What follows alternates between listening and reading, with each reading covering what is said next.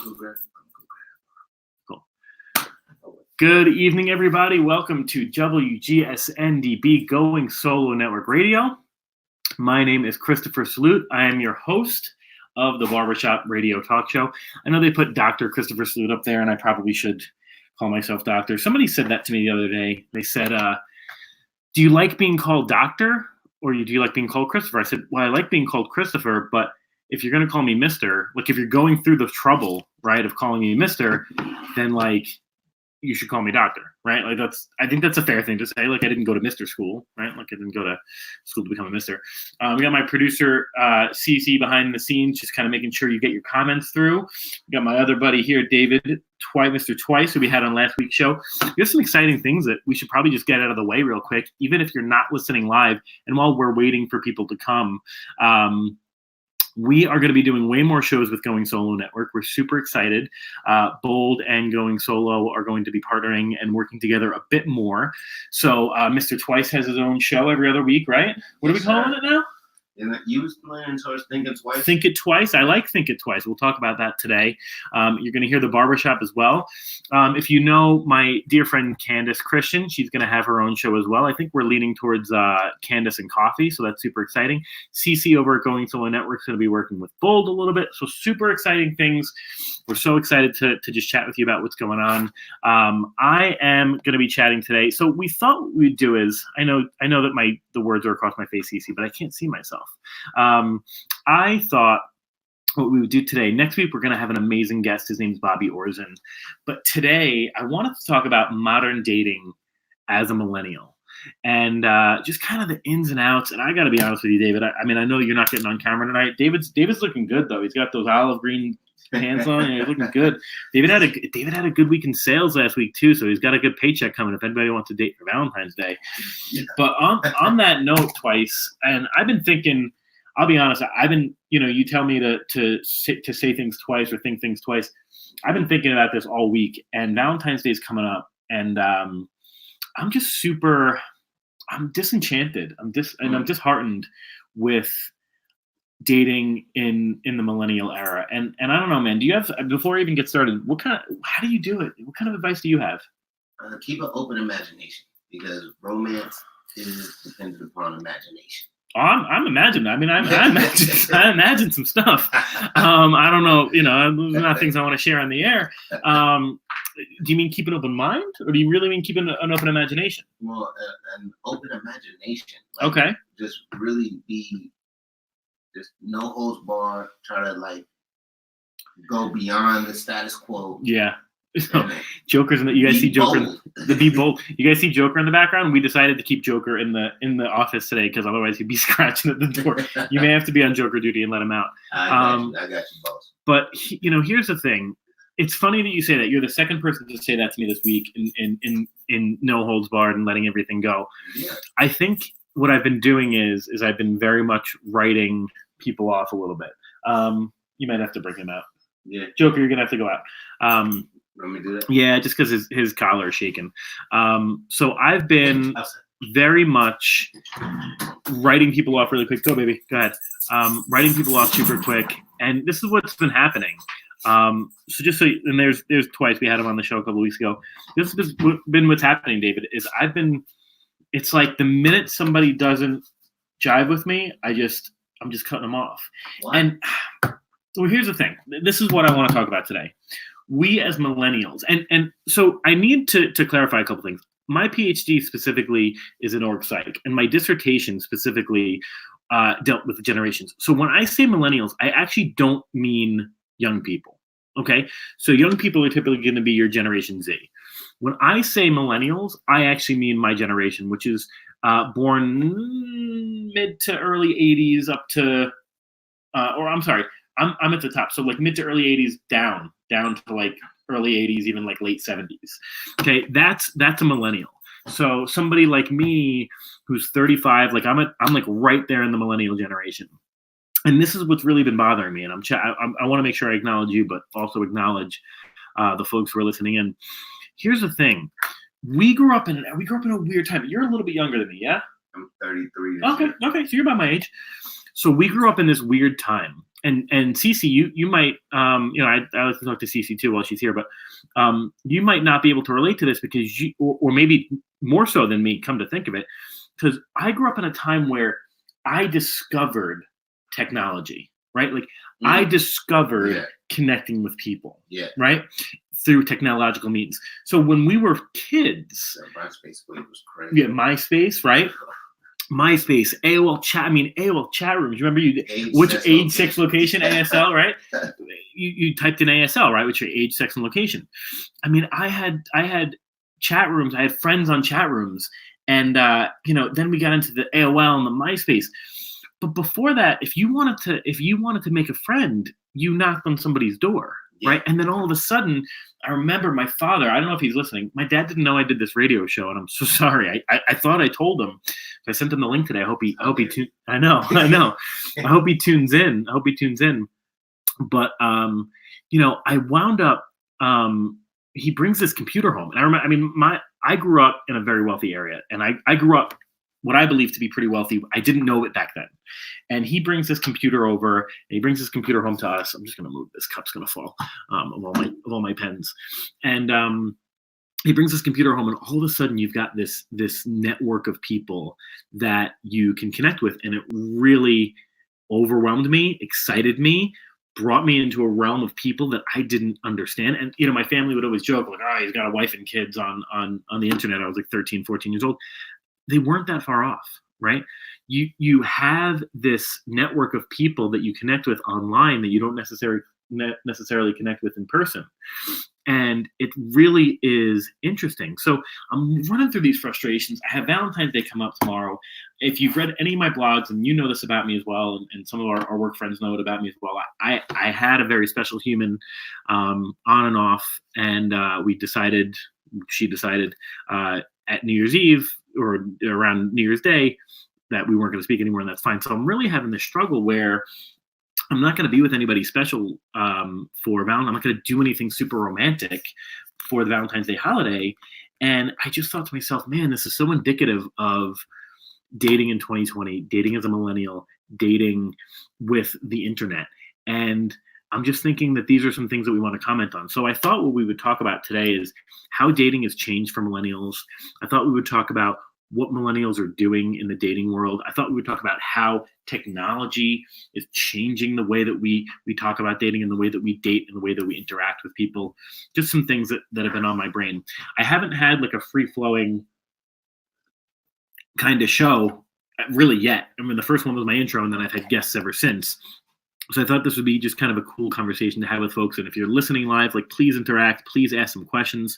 We'd love to see your questions for sure. Please feel free to share it, David, with all of our friends. But that's kind of what's been on my brain. So I want to run you through a couple of scenarios. First of all, I went on a dating app. I went on like 3 dating apps for like maybe a day. I was like, screw it, I'm gonna download 3 of them. And this is what I downloaded. And if you want to comment, I downloaded Plenty of Fish, Tinder, and OkCupid. Okay, so I downloaded Tinder because it's just always been my go-to, right? Swipe right, swipe right, swipe right. You figure out what you want to do, and that's kind of what it is. Mm-hmm. And Tinder's more of a, I'm kind of in a non-committal mode, so it's kind of a non-committal technology. Then I'm like, all right, but I do really want a life partner.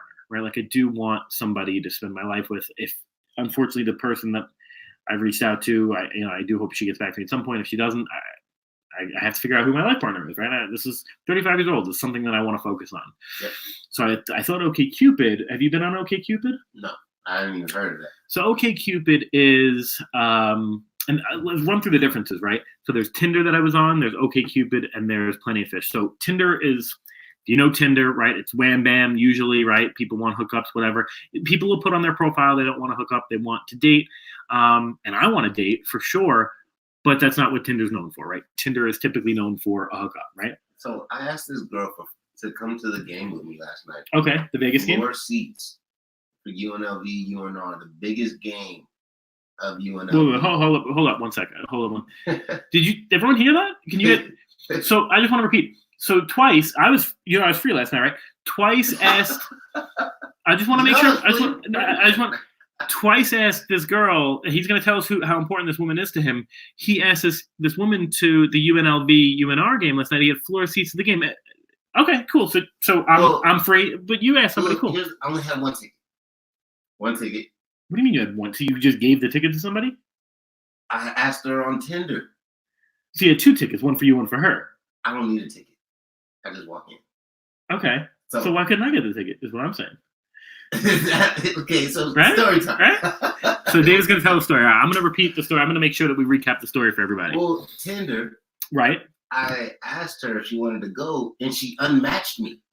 Ooh. Was she like not a UNLV game? A fan? Well, I think it's because I was too straightforward. Oh, okay. Okay, that's fair. So I got you on this. Okay. So just to recap, David asked the young lady to the UNLV UNR game last night, and she unmatched him because he was like too enthusiastic, right? Well, I just instead of like getting to know her, going back and forth. No, I didn't have time. So yeah. Said, hey, you want to go to this game? Yeah. I would say, hey, yeah. All right. I mean, okay. I mean, who knows? So I had a different but it's the similar experience, and this is why I deleted all the apps. So I'm trying on. Okay, so we're on Tinder. It's more of a wham bam, right? OkCupid is really more of a match style. You can fill out a profile. I did it's like a what is it called? I forget the name, but it's basically like a compatibility test or like a personality test. And my PhD is in org psych. Like I develop personality tests, so who knows how assessment focused this is, how valid it is. I mean, it's like, which Harry Potter faction are you or whatever, like what's your favorite color of the rainbow? Like, cool. It doesn't tell me who I'm going to date, but at least they try. Right. And you can fill out your profile, and there's some different ways on OkCupid that you can chat with people. Like if you want somebody who's monogamous versus non-monogamous, smoker versus non, are they looking for short-term, long-term? So it was cool. And then the third one that I downloaded was Plenty of Fish. Now, Plenty of Fish is kind of a cross between the two. You can fill out a profile. There's multiple ways you can reach out to people. However, if you want to just kind of reach out to somebody without matching them, you can do that as well. So these are the 3 platforms I'm on. So I'm like, okay, like trying to find my life partner on 3 different profiles, or trying to make an attempt. I mean, I like I said, I've tried very hard with the Oh, well, you got me on live there? Yeah. So I'm sharing it. So like I said, I've tried multiple times to reach out to the human that I'm very much in love with. Not happening. So I thought, all right, in a moment of weakness, I'm going to find my life partner on these 3 platforms. Did it work? Obviously not. That's why we're here. We talk about things. So it's totally fine. So go on these 3 platforms, and I'm chatting with people. I'm talking to people, and you get kind of a myriad of things. And this, David, is why I deleted the apps. First of all, it's really, you were saying you have to be open-minded and have to be more imaginative. I'm like writing people off left and right. At some point, I want to adopt a kid. Okay, this is. I want to adopt a kid, or if I have it takes a man to do that. Well, thank you. I appreciate that. I appreciate you saying that. David says it takes a man to do that. It does, for sure. It takes a male to just create a child, so I guess but that, right? But a man to adopt a child that's not his own. I like that. Thank you for that. So I either want to adopt a child, or if I find a partner that's young, it's young enough to have a child. I mean, 35 is certainly not too old to have a child, but the hesitation starts to come out, right? Like, do women want to have a child at 35, 36, 37, 40, whatever? Even 32, 33, they start thinking about that biologically.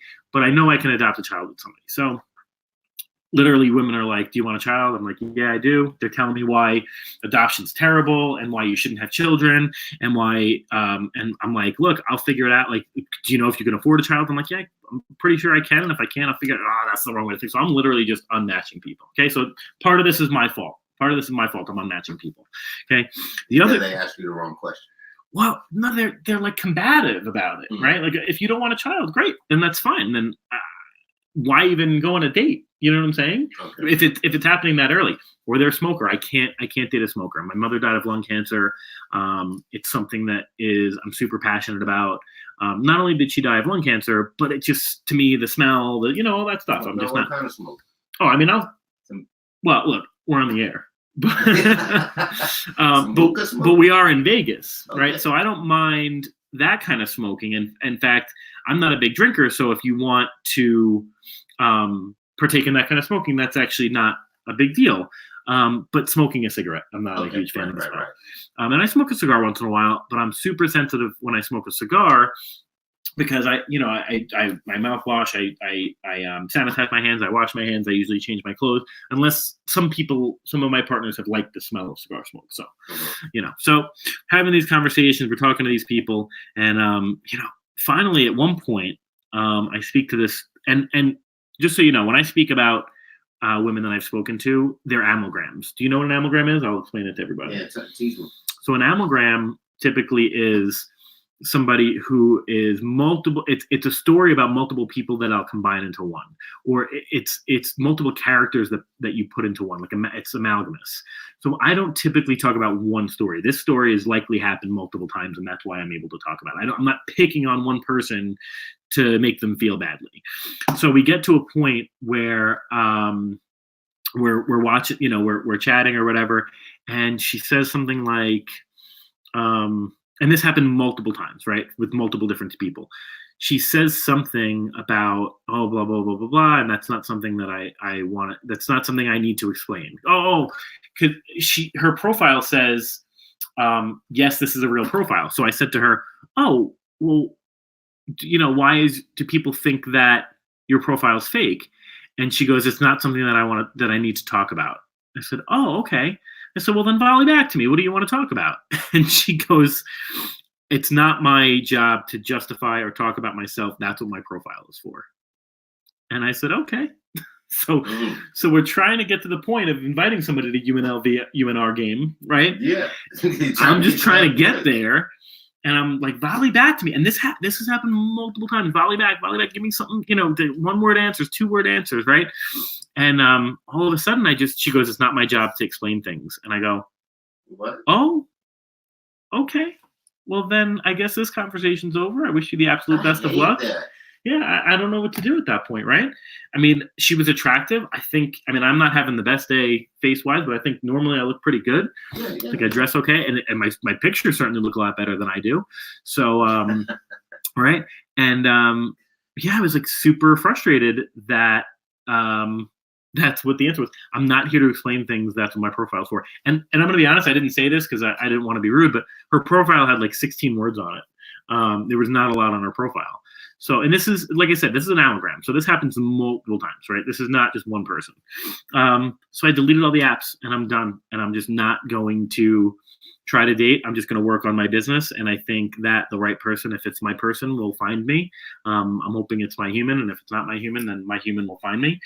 But, it brought me to this conclusion twice, and CC and anybody who's listening, that I am really disenchanted and really disheartened by the way we as millennials are dating. And this happens a lot.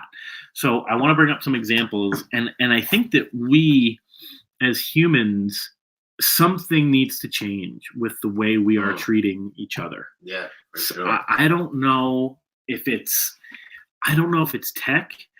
I don't know if it's 2020. I don't know if we've seen and heard it all. I don't know if we are so jaded as like a species of humans. We had to kick Joker out of the room if you were here earlier, and I love Joker. I love my dog, and he frustrates me. Lately, we've been frustrated with him.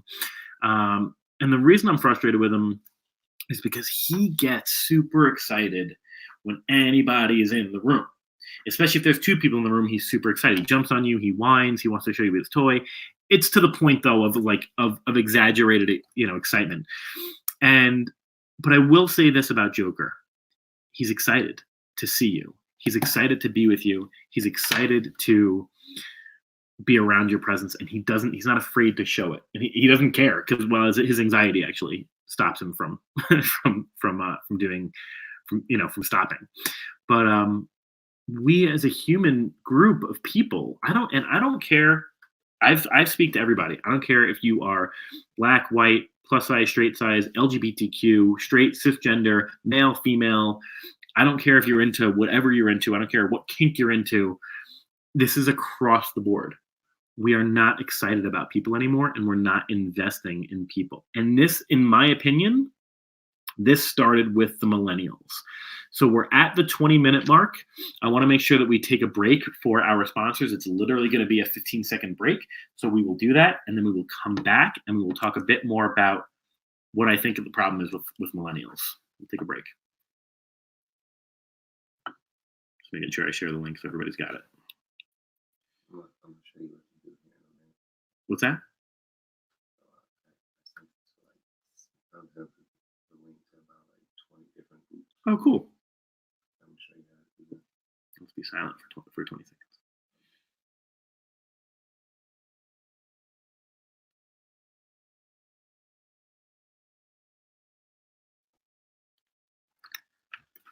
Okay, and we're back. I've been going glasses on, glasses off. I hope you guys can see my eyes a little bit. I got some new glasses yesterday. I'm super pumped about it. They're Harry Potter frames. They're going to be like the circular Harry Potter frames. Oh, you have to be. Oh. And I'll be honest, I think I can rock them. I think so. I don't know the young lady who helped me at the eyeglass place. She was totally my type, super cute, and she said I looked attractive. Now this may be. So I bought 2 pair, right? So this may be her trying to sell me 2 pairs of glasses, or there might have been some interaction there. Yeah. And that also gets How do me. you think you can tell the difference? Well, I could have told the difference if I asked, right? Okay. I could have hit on her a little bit. I didn't want to put somebody in an uncomfortable situation where I'm spending money with you, and now you might feel obliged to say yes or no to a date. Right. What I was hoping was, because she was selling me, I was hoping that maybe she'd come at me with, I don't tell everybody that they're cute. Would you like to go on a date with me? And she didn't. I would say this though. I would say that. Did she say it in enough words? See, that's the thing. I think her compliments escalated as the afternoon went on, to the point where she was really complimentary at the end of the day. And my brain tells me, so my heart tells me that she might have been, if I had said, do you want to go on a date? Yes. But my stupid brain, because I'm anxious and because what's happened to me in June, where I was in some uncomfortable situations, and I'm very nervous about asking people these questions. I don't know what the response would have been, and I don't know if I would have made somebody uncomfortable. Right. So I ultimately decided not to. And if fate would do it, that's it is what it is, right? But wait a second. So this all, I didn't even realize that this was going to happen with the eyeglasses. I took the eyeglasses off. This all comes back to the millennial problem, right? Because we have this, right? I've literally thought to myself, and I've done this before, okay? And tell me if you haven't done this before. I've done it. I'm from New York. I'm now in Vegas. I've seen somebody on the subway, and I've gone, whew, man, she is so attractive. Wonder if she's on any dating apps. Right? And I'm going to go swipe. And I'm a confident guy. Instead of just going to say, you say what's up. I don't know how anymore to approach people. And because I don't think they want to be approached. No, right? Not at all. It used to be. So I've written people notes. I've written people notes. I went one time, this woman that I dated years ago, she was one of the most beautiful just humans I've ever just been with. She's just a beautiful human.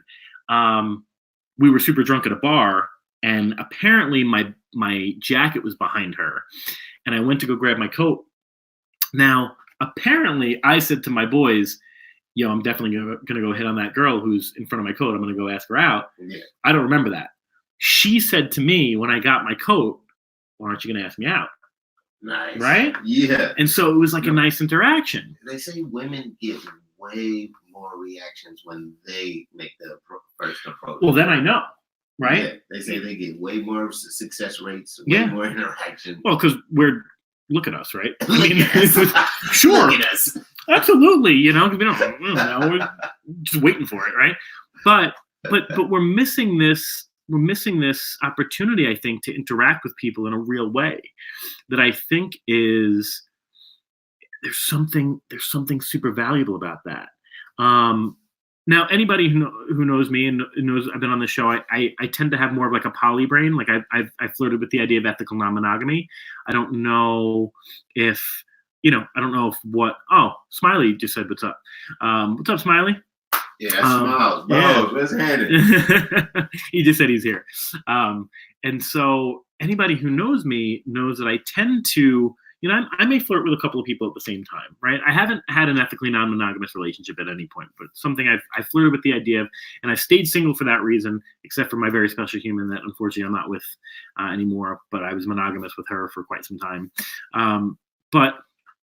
So, I've had interactions with people where, we've met online and then we flirted and then we've talked and then we've hung out and then all these other things, but it typically is going to have some sort of an online component because you're a busy guy. We have, what's going on, Smiley? Nothing, just shooting I can't say that word, shooting the stuff about millennial dating. And so, you hide behind the screen where you say things, right? And I'm a gentleman, right? So I'm going to wait for somebody to send a lewd photo. I'm going to wait for somebody to bring up sex. I don't bring it up unless somebody's very aggressive about it. But you still will say things on the screen that you wouldn't say normally. And you'll say things like, you'll talk about your day. Yeah. You get more interactive about those things. And then you meet with these people, whether it be the first meeting or another meeting, and it's like we don't know how to interact anymore. Furthermore, the other side of this coin is that it's sticky, right?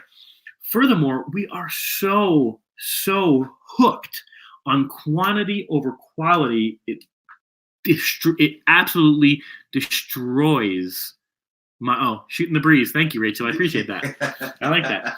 It absolutely destroys our interaction. People are so disposable now. We are so expendable to one another that instead of investing the time, even if it is on this, instead of investing the time in one another, we are waiting for the next round of humans to be available on our swipe screen so that we can just move on, right?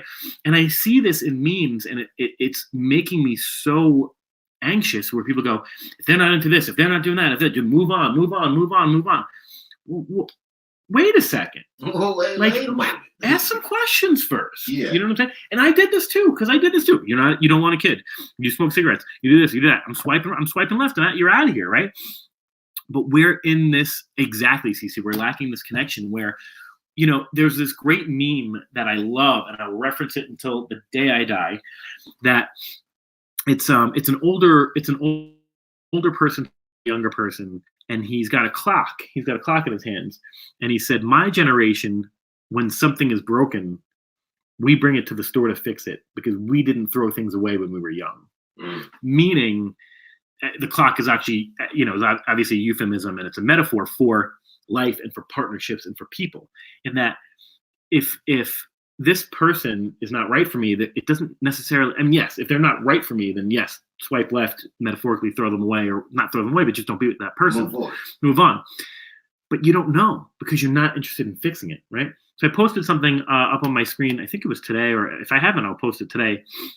And the phrase went something like this: I'd rather my lover know all of me and reject me than know some of me and accept me. But don't you feel like showing all your cards in the beginning is kind of almost like,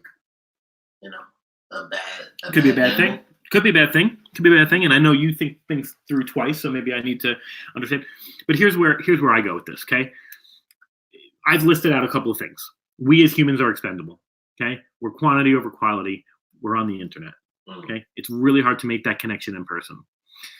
And I'll tell you a few things about myself. I don't actually know if I have a poly brain or if I've just not found. I have found a poly brain. Maybe, but I did find one person in my life that I'm not with currently, and I don't know if I'll ever be with. But when I was with her, without her, she's the only person I ever thought of. So I think for the right human, maybe, right? Yep. I am very busy, right? I am condescending as hell because I'm intelligent and I'm really tough to get along with. But for the right person, go ahead. What you meant, Sam? That might be a whole different show. You said you're condescending. Well, yeah, because that's not a bad thing. Not necessarily, but it could be for the wrong person, right? Yeah. And then on the other side of the coin, I love to treat the partner, not somebody that I go on a date with, right? The partner. I want that person, when I find that person, to feel like they are the only woman on the planet, right? Just the absolute only woman on the planet. I mean, I am romantic. I cruises and hotel rooms and steaks and rings and music and roses, and I want all that stuff, right? And so that's who I am, right? So here's my thing. I do get it all out. And I'm not going to urge you to do it, but try it. I don't know, try it. Because I'll tell people off the bat, here's about me. You're gonna get frustrated with my my schedule.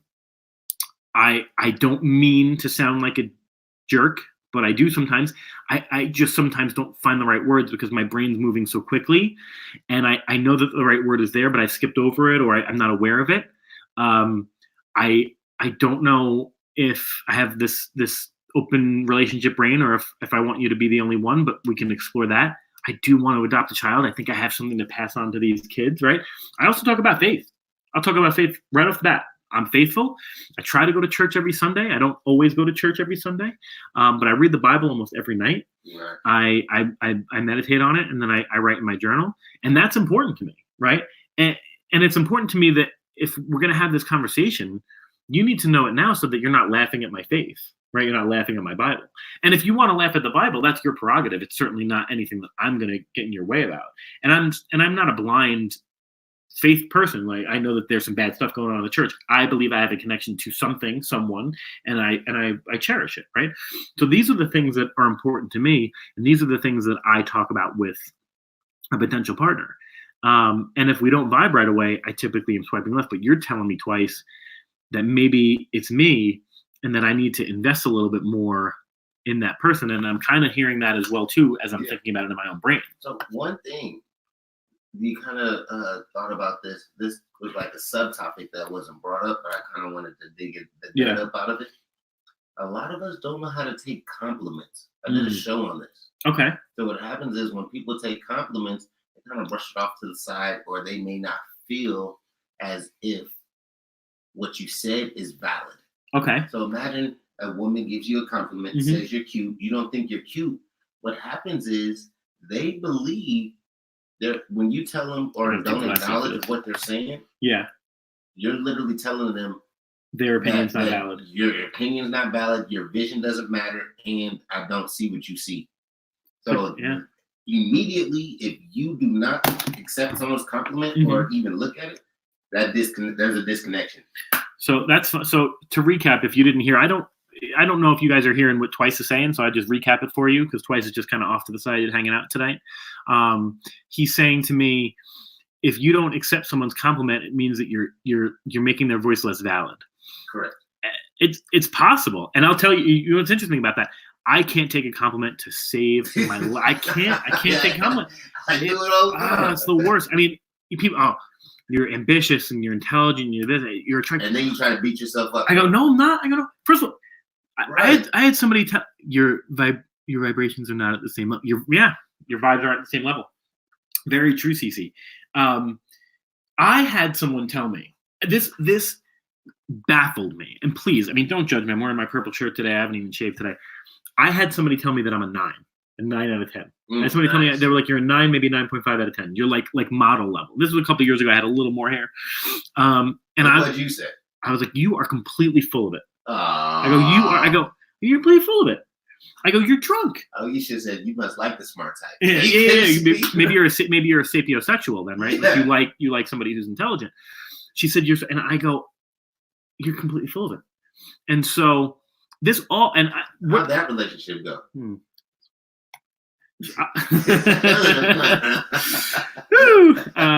No, she was a beautiful person. She was beautiful. I mean, I've everyone that I've had a relationship with has been beautiful on some level in some capacity, save a couple that were pretty cruel last year.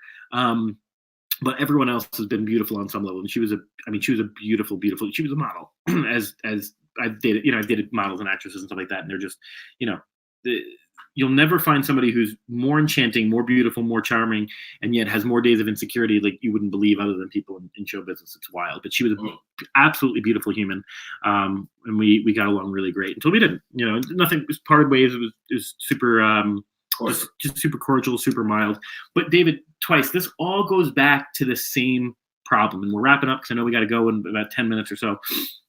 This all goes back to the same problem. And the problem is that we have lost the ability to connect with people, and we've lost the ability to focus on the person that is in front of us. Because the reality is, if we grew up in small town Idaho in 1992, when like you were maybe if you had dial-up AOL, maybe that's it. That's who you had, right? You had that town. Yeah. Now, listen, do I love the internet for a lot of reasons? I love the internet for a lot of reasons because people can connect in so many different ways. I didn't grow up LGBTQ, but I would imagine living in small town Idaho, and if I were one of very few people who identified as queer, lesbian, gay, non-gender, non-binary, whatever, yes, to connect on the internet would be huge, right? Me even being somebody who prefers a plus-size woman, there's only so many of that dating pool and I didn't grow up in a small town. I grew up in a big town. But unless you grew up in New York City, Los Angeles, Vegas, right?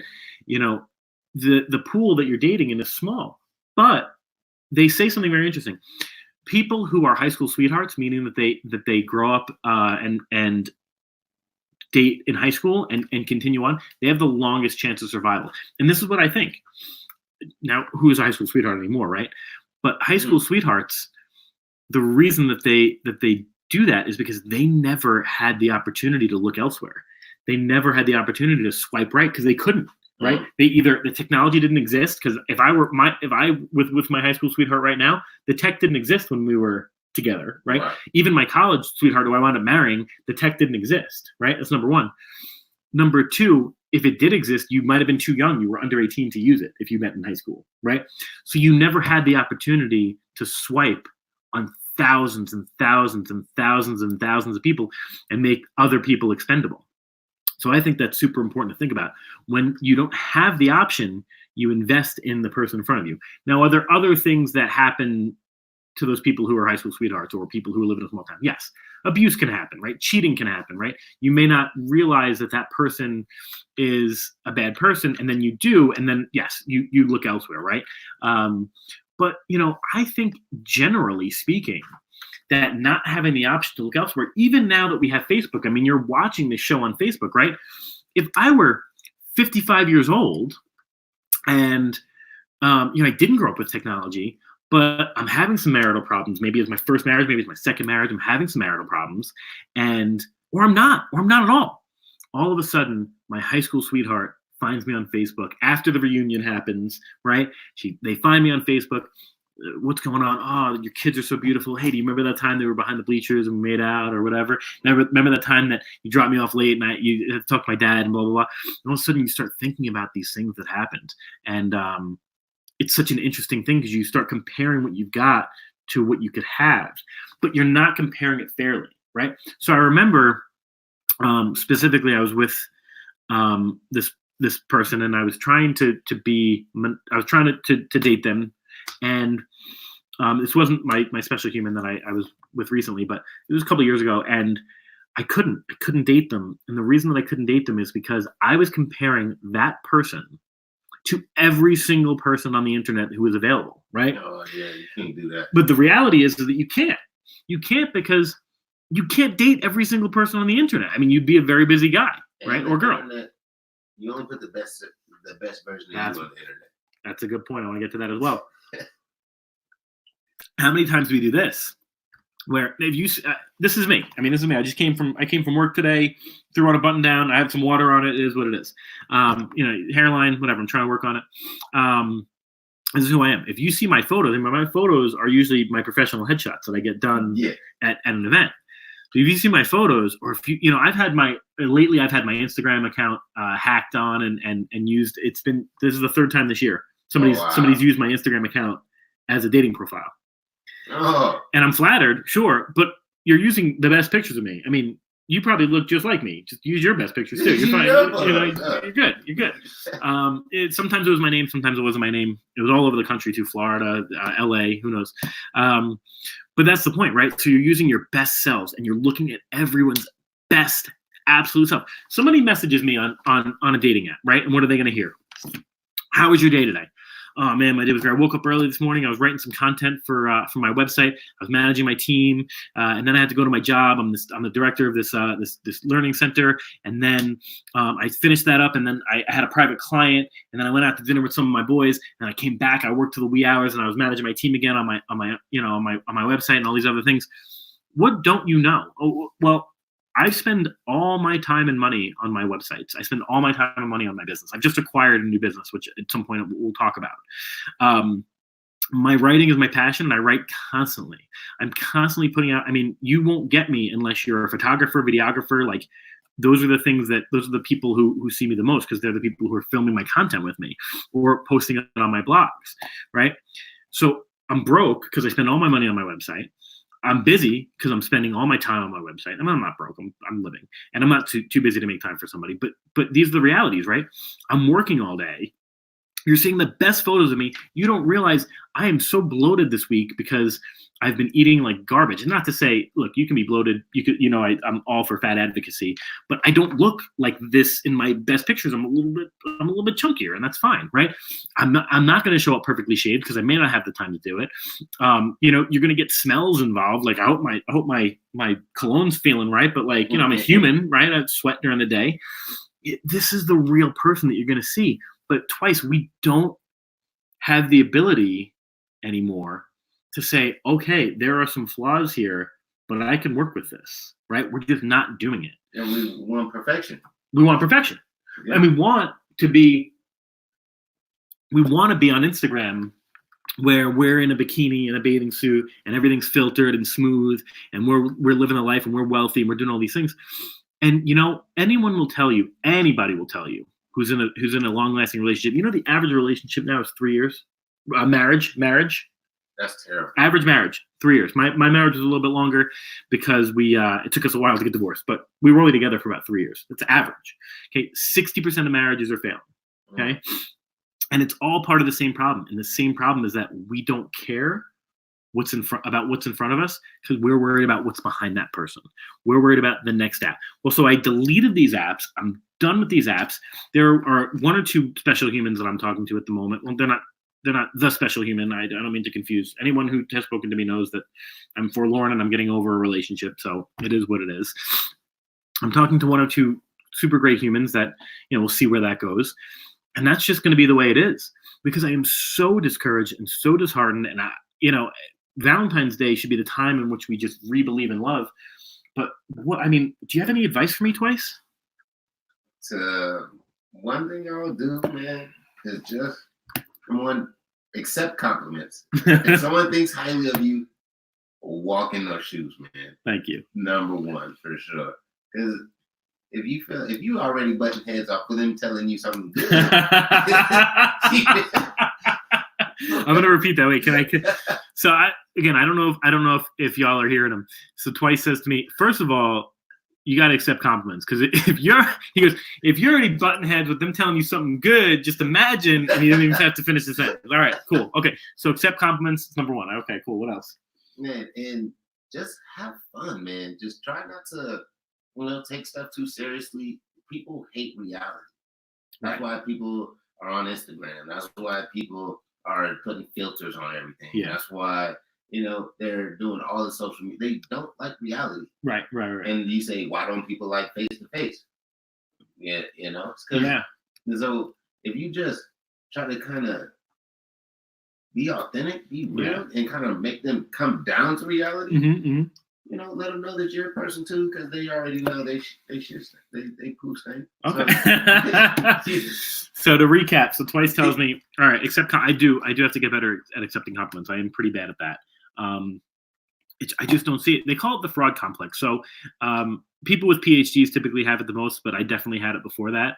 I'm literally just waiting for somebody to come and tell me, you're not a good writer, you're not attractive, you're not charismatic. by the way, I'm taking this PhD away from you. I don't know what you were thinking with this whole bold thing. You're not. I do. I have the worst fraud complex in the world, but I've had that since. Everyone expects the worst. That's just what it is. I've had that since birth, and since cognition. So that's number one. I need to think about that. But then when you get your PhD, you have the worst case of fraud complex because you do this getting a PhD is one of the most extraordinary things you can do, and then it's like, did I really earn that? Like, I'm done now. Like, did I really deserve it? And so I do have that fraud complex. So I'll do a better job at accepting compliments, number one. And number two, he tells me I need to be more realistic about, who's in the room and just being a human being and bringing it down to that level and having fun. And maybe that's what I need to start doing. That was the majority of what I want to talk about today. I want to talk about modern dating as millennials, where we're losing that connection, why we're losing that connection. I know Valentine's Day is coming up, and I want to give you some advice. I posted some videos up on my blogs today. If you follow me, you're welcome to follow my blogs. If you don't have plans tomorrow, that's totally okay. It's just a day. It's just Valentine's Day. It's just one day out of the year. It's a fabricated holiday. If you don't have plans, you don't need to be forlorn. Look, I would probably go to CVS. If I could eat carbs, I would go to CVS and get every piece of chocolate I could because it's half off, right? Like at midnight, I would go at midnight, I get all the chocolate and just love yourself and chill. Like last year at Valentine's Day, I don't know what I was doing at Valentine's Day, but I don't think I had a date. I went and I got a shave. I got a hot shave. I got a haircut, bought some new clothes, bought some new sneakers. All you can eat sushi. Killed it. You want to hear something funny? I did all you can eat sushi, and I'm like, oh man, everyone's gonna be like, oh, this guy, like, only dude in the room. Another dude. There was another dude there when I got there by himself. Yeah. I'm like, you can't. That's my thing. You can't. It's my, and he was twice my size, so I have a feeling he was gonna eat more sushi than I could. He did everything better than me, and he was looking sharp too. This guy was looking sharp. He's a big dude. He had one of those V-neck shirts on. He was looking sharp, and I was really ticked off that he was kind of doing my thing. Yeah. So that's my advice to everybody. Don't get so hung up on this holiday, but Valentine's Day. You do? You hate Valentine's Day? Why? I hate it. My first Valentine's Day, I had a girl. She broke up with me because I bought her some cars, bear, candy, flowers. Somebody told her I really liked her too much. And then she ended up getting some cutty in the utility closet at my high school. No. From one of my buddies. That was 2003. Really? So Twice tells me he doesn't like Valentine's Day because he tried to get a girl to talk back to him, and she said that he liked him too much. This seems to be a theme with you, that you're a little too straightforward. So maybe you need to hold back a little bit, and maybe I need to stop telling people so much, but you need to stop giving so much. I don't know. That might be real. Or maybe it's true. Maybe it's just that we find the right humans. You know what I'm saying? Yeah. So my advice is, if I can give some piece of advice, is just, it's a day tomorrow. But I will say this, and this was what today's show was about, and I really think that we should think about what this show is about, is we really, as love yourself enough not to eat bad chocolate. No, now wait a second, Michelle. I didn't say bad chocolate. I'm carb free, but if I'm going to eat chocolate, I'm going to get the Reese's peanut butter cup, like sampler pack, in the heart with the Reese's. I'm gonna get all that, and I'm gonna unwrap them, and I'm gonna eat them, and then I get the Snickers ones. We get all the good stuff. We get some Russell Stovers. We get all the good stuff. It's gonna be good. It's not gonna be bad.